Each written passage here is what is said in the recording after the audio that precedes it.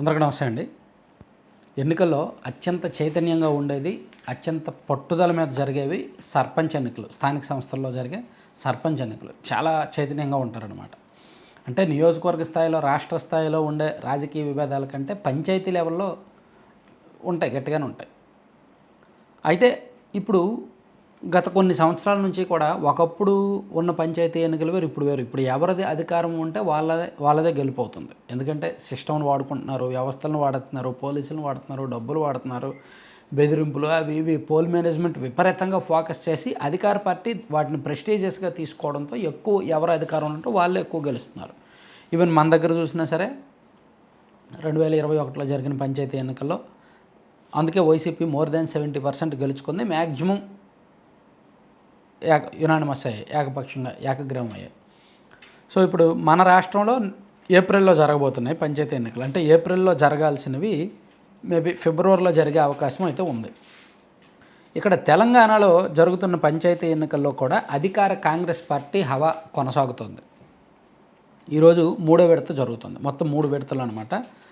తొలి విడతలో మొత్తం 4227 పంచాయతీలకు ఎన్నికలు జరిగితే 2331 పంచాయతీలు, అంటే సుమారుగా 53% పంచాయతీలను కాంగ్రెస్ పార్టీ బలపరిచిన అభ్యర్థులే కైవసం చేసుకున్నారు. బీఆర్ఎస్ పార్టీ 1168 గెలిచింది, బీజేపీ 189 గెలిచారు. రెండో దశలో 4325 పంచాయతీల్లో ఎన్నికలు జరిగితే ఇక్కడ కూడా సుమారుగా 51% ఆఫ్ పంచాయతీలను కాంగ్రెస్ పార్టీ బలపరిచిన అభ్యర్థులు, అంటే 2245 పంచాయతీలను కాంగ్రెస్ బలపరిచిన వాళ్ళే గెలుచుకున్నారు. ఇక మూడో దశలో ఈరోజు అంటే ప్రస్తుతానికి కౌంటింగ్ జరుగుతుంది. మనకు వచ్చిన లెక్క ప్రకారం కాంగ్రెస్ పార్టీ 650 పంచాయతీల్లో గెలిచింది, బీఆర్ఎస్ పార్టీ 211 పంచాయతీల్లో గెలిచింది, బీజేపీ 47 పంచాయతీల్లో గెలిచిందని ప్రస్తుతం మనకున్న లెక్క.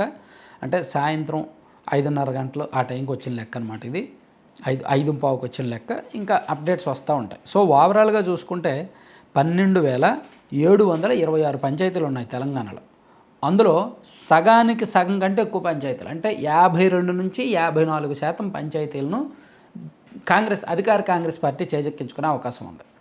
మొదటి దశలో 53%, రెండో దశలో 51%, మూడో దశలో ఎక్కువే మూడో దశలో ముఖ్యంగా బీఆర్ఎస్ పార్టీ కూడా హవా ఎక్కువ ఉంది. మొదటి 2 దశల్లో బీఆర్ఎస్ పార్టీ 1168 మొదటి దశలో, 1188 రెండో దశలో గెలుచుకుంటే, మూడో దశలో బీఆర్ఎస్ పార్టీకి ప్రస్తుతానికి 211 గెలిచింది కదా.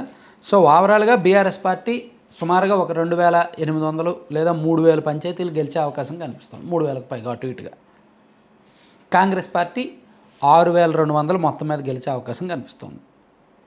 ఇతరులు అంటే ఇండిపెండెంట్లో ఒక 1500 అండ్ బీజేపీ మద్దతుదారులు ఒక 700 ఎంతో గెలిచే అవకాశం కనిపిస్తుంది. ఇక్కడ మూడో దశలో జిల్లాల వారీగా ఆదిలాబాద్ జిల్లాలో బీఆర్ఎస్ పార్టీ ప్రభావం ఎక్కువగా ఉందండి. అండ్ రాజన్న సిరిసిల్ల జిల్లాలో కూడా బీఆర్ఎస్ పార్టీ అభ్యర్థులు ఎక్కువగా గెలుస్తున్నారు. అండ్ మహబూబ్ నగర్ కూడా అంతే. మెదక్లో కూడా బీఆర్ఎస్ ప్రభావం ఎక్కువగా ఉంది. కరీంనగర్లో కూడా బీఆర్ఎస్ ప్రస్తుతానికి వచ్చిన రిపోర్ట్స్ ప్రకారం ఎక్కువగా ఉంది. అండ్ ఆసిఫాబాద్ జిల్లాలో కూడా బీఆర్ఎస్ పార్టీయే కాంగ్రెస్ కంటే లీడ్లో ఉందన్నమాట. సో ఓవరాల్గా చూసుకుంటే థర్డ్ ఫేజ్లో అంటే మొత్తం ఓవరాల్గా కాంగ్రెస్ పార్టీ అరౌండ్ ఒక 53% గెలుచుకునే అవకాశాలు కనిపిస్తున్నాయి. ఇది సాధారణ అధికారంలో ఉన్న అదే మన ఏపీలో అయితే అధికార పార్టీ మోర్ దాన్ 60-65% గెలుచుకున్న ఆశ్చర్యపోవక్కర్లేదు. తెలంగాణలో మనకంటే చైతన్యం ఎక్కువ ఉంటుంది పల్లెల్లో. అక్కడ సాధారణంగా లొంగరు. కానీ మన దగ్గర అంటే మన దగ్గర గతంలో వైసీపీ ఉన్నప్పుడు పోలీసుల్ని, అధికారులని, వ్యవస్థల్ని విపరీతంగా వాడి ప్రతిపక్షాల వాళ్ళని నామినేషన్స్ కూడా వేసిన బలమైన వాళ్ళని కూడా వేసిన వాళ్ళని కూడా కిడ్నాప్ చేసి భయపెట్టి బెదిరించి విత్డ్రా చేయించారు. సో వాళ్ళే అలా చేసినప్పుడు వాళ్ళకి మించి వీళ్ళు చేయడానికి రెడీగా ఉన్నారు. రేపు పొద్దున పంచాయతీ ఎన్నికలు వచ్చినప్పుడు అన్ని రకాల సావధాన భేద దండోపాయాలన్నీ వాడడానికి కూటమి సిద్ధంగా ఉంది. ఎందుకంటే గతంలో వాళ్ళు చేశారు కాబట్టి వాళ్ళు చేసింది వాళ్ళకి రుచి చూపించాలిగా. కాబట్టి వీళ్ళు అది చేయడానికి రెడీగా ఉన్నారనమాట. మరి అది తీసుకోవడానికి, అది తట్టుకోవడానికి వైసీపీ వాళ్ళు సిద్ధంగా ఉన్నారో లేదో తెలియదు. సో తెలంగాణలో ఇలా ఉంది. అధికార పార్టీ అరౌండ్ 53% ఉంది. ఆంధ్రప్రదేశ్లో మాత్రం మోర్ దాన్ 65% అధికార పార్టీ గెలిచే అవకాశాలు ఉన్నాయి. Thank you.